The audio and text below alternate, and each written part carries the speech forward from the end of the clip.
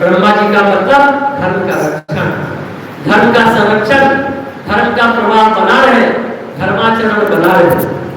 धर्माचरण का मतलब होता है पवित्रता बनी रहे। इसलिए रक्षाबंधन में अभी हम लोगों ने हिमाद्री संकल्प किया, 10 स्नान किया, मिट्टी से, गोबर से, गौमूत्र से, गौदुग्ध से, गौ दही से, कुश से, शहद से, सबसे घी से स्नान किया। अंत में शुद्धोदक स्नान, गंगा जल, सुगंधित जल से स्नान किया। अपने आप को भीतर से पवित्र बनाया। नया जीवन, नया जन्म, नया चिंतन, नया विचार, नया कदम अब आज से हम लोग बढ़ाएंगे। पूज्य गुरुदेव के कार्य को और आगे बढ़ाएंगे। अभी हमने यज्ञोपवीत बदला, यज्ञोपवीत नवीनीकरण किया। यज्ञोपवीत जैसा अभी उसकी व्याख्या में आपने सुना, गायत्री की प्रतिमा है।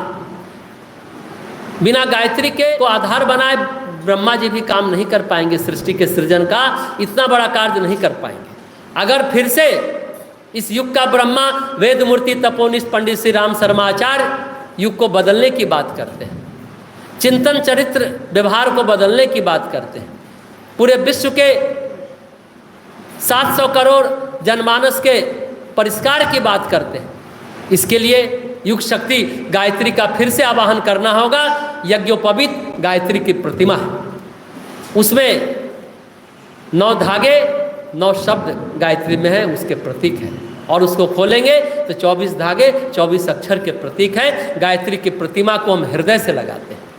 हार्ट लेफ्ट साइड है, हमारे प्राचीन काल के ऋषि मुनि जानते थे। ये दाहिने साइड क्यों नहीं रखे, बाएं साइड क्यों रखे? इसलिए कि लेफ्ट साइड हमारा हार्ट है। बहुत गहरी बात सभी में छिपी पड़ी है, बस हम जानते नहीं हैं तो सोचते हैं कि आखिर जनेऊ धारण करने से क्या होगा। हमने कहा ये द्विजत्व का पर्व है। 2 जन्म होता है, एक जन्म माँ के गर्भ से, दूसरा जन्म गुरु के ज्ञान से होता है।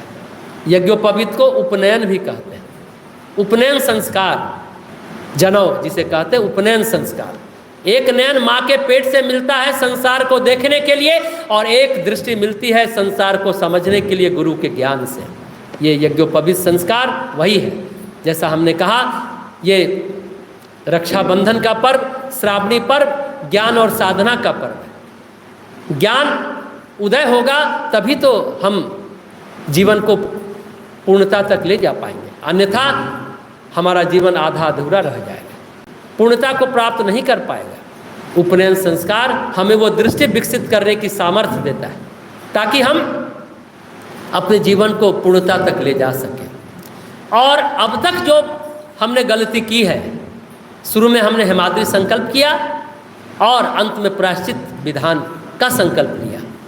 प्रायश्चित करते जो भी कुकर्म किया, दुष्कर्म किया, पाप कर्म किया, अशुद्ध कर्म किया, अशुभ कर्म किया, प्रत्येक साल ये मौका, ये अवसर इस श्रावणी पर्व को आता है कि हम उस पाप कर्म को से निवृत्त हो, इसके लिए प्रायश्चित करें।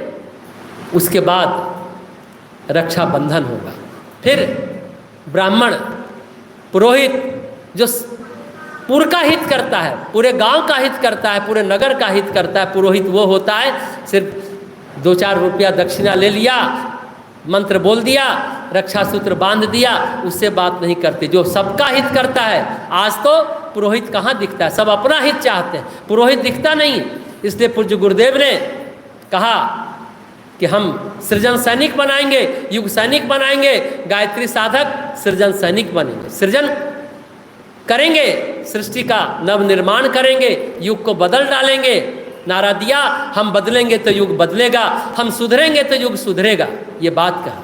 विचारों को बदलने के लिए उन्होंने विचार क्रांति अभियान चलाया, यह युग निर्माण आंदोलन चलाया। आप सभी जानते हैं यही रक्षा सूत्र है। सृष्टि की रक्षा हम कैसे करें, पर्यावरण की रक्षा कैसे करें, पेड़ पौधे की रक्षा कैसे करें, बेटी बहुओं की रक्षा कैसे करें, माताओं बहनों की रक्षा कैसे करें, इसके लिए रक्षाबंधन का पर्व है। रक्षाबंधन की जैसी बात हमने बताई, ये भाई बहन से संबंधित है। कहते हैं पहली राखी किसने बांधी थी? रक्षा सूत्र किसने बांधा था पता है? लक्ष्मी जी ने राजा बलि को। दूसरी राखी बांधी थी द्रौपदी ने कृष्ण को।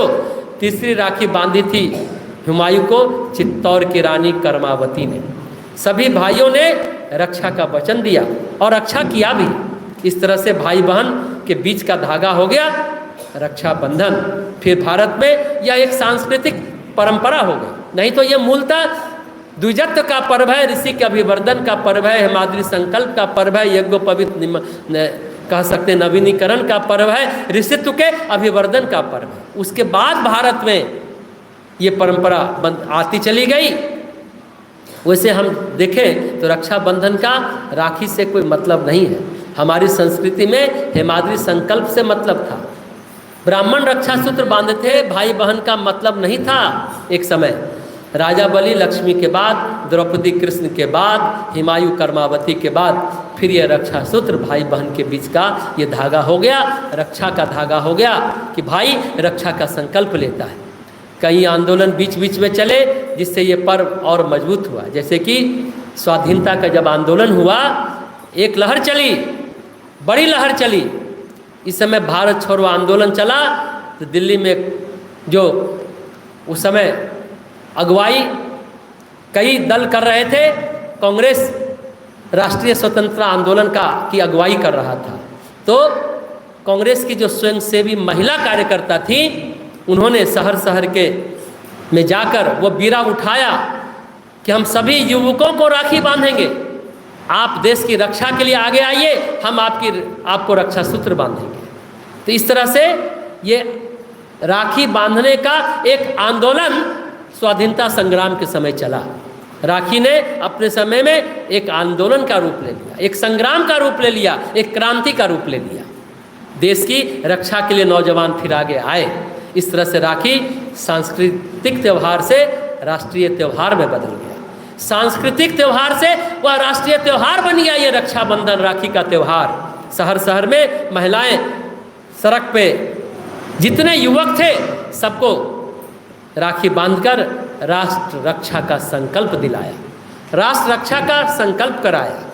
आइए आज फिर से युग ऋषि वेदमूर्ति तपोनिष्ठ पंडित श्री राम शर्मा आचार्य आवाहन कर रहे हैं, युग का ब्रह्मा आवाहन कर रहा है कि फिर से ध्वंस सर चढ़ के बोल रहा है, विनाश लगता है, अब हो जाएगा, तब हो जाएगा। चारों तरफ दुनिया में अंधेरा ही अंधेरा दिखता है, कैसे त्राण हो, कैसे हम आगे आए, ये आवाहन कर रहे हैं। जबकि कुछ लोग कहते हैं कि कैलाश पर भगवान शिव डेरा डाल के बैठे हैं, माथे पे चांद सजाए बैठे हैं, कैसे इस धरती का कल्याण हो, कैलाशवासी वहाँ बैठे हैं। श्रावणी मास में 30 दिनों तक हमने उनका पूजन किया, नमन वंदन किया, उनका अभिषेक किया। अभी भी श्रावणी पूर्णिमा आज उसका चरम है, श्रावण मास का शिखर है। आज हम लोग की श्रावणी साधना संपूर्णता को प्राप्त करने वाली है। आइए, ब्रह्मा जी ने गायत्री का आधार लेकर के इस सृष्टि की रचना की। गायत्री त्रिपदा है, जैसा हम लोग सुने, तीनों गुण उनमें समाया है। सतरजतम, तमोगुण को हटाते हैं हमारे भगवान शिव, झाड़ झंकार को हटाते हैं विष्णु जी, पालन के देवता हैं ब्रह्मा जी, बीजारोपण करते हैं। मूल तत्व प्रकृति का गायत्री है।